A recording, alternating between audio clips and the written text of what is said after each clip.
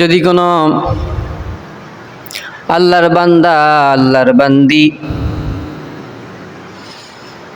সূরা হাশরের শেষের 3 আয়াত যদি কেউ পাঠ করে সকাল ও সন্ধ্যা,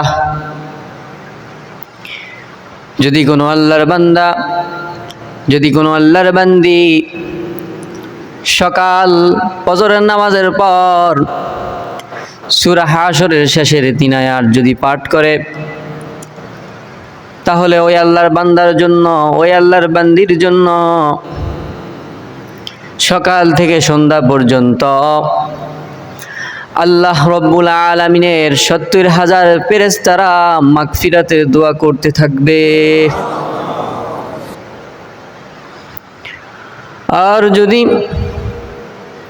মাগরিবের নামাজের সময় সন্ধ্যাবেলায় কোনো আল্লাহর বান্দা, যদি কোনো আল্লাহর বান্দি সূরা হাশরের শেষের 3 আয়াত পাঠ করে, তাহলে সন্ধ্যা থেকে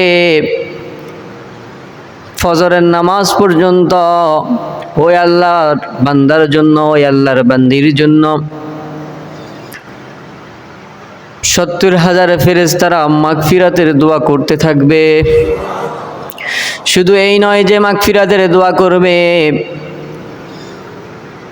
ওই আল্লাহর বান্দা, ওই আল্লাহর বান্দি যদি সকালবেলা সূরা হাশরের শেষের 3 আয়াত পাঠ করে, যদি সকালের পর থেকে সন্ধ্যার আগ পর্যন্ত যদি তার মৃত্যু হয়, তাহলে ওই আল্লাহর বান্দা, ওই আল্লাহর বান্দি শহীদি মর্যাদা মৃত্যু বরণ করবে। শহীদি মৃত্যু তার জন্য হয়ে যাবে, শহীদি মৃত্যু হবে।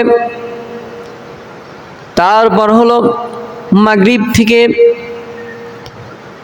ফজর পর্যন্ত যদি মাগরিবের সময় ওই আল্লাহর বান্দিরা যদি পড়ে সূরা হাশরের শেষের 3 আয়াত, তাহলে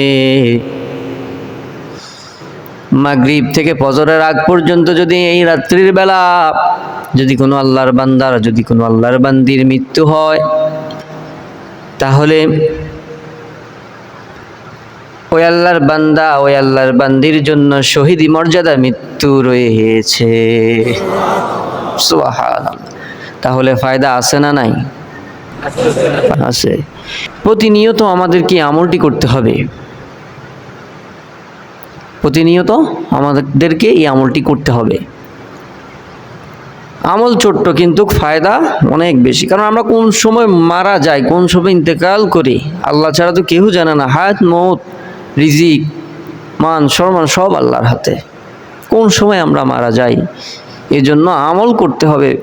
সকাল ও সন্ধ্যা সূরা হাশরের শেষের 3 আয়াত আমল করলে এই ছোট্ট সময় কতটুকু লাগবে, আমাদের অল্প সময়ের মধ্যে এত বড় ফায়দা রয়েছে। আল্লাহ রাব্বুল আলামিন আমাকে, আপনাদের সবাইকে আমল করার তৌফিক দান করুক। সবাই বলেন আমিন।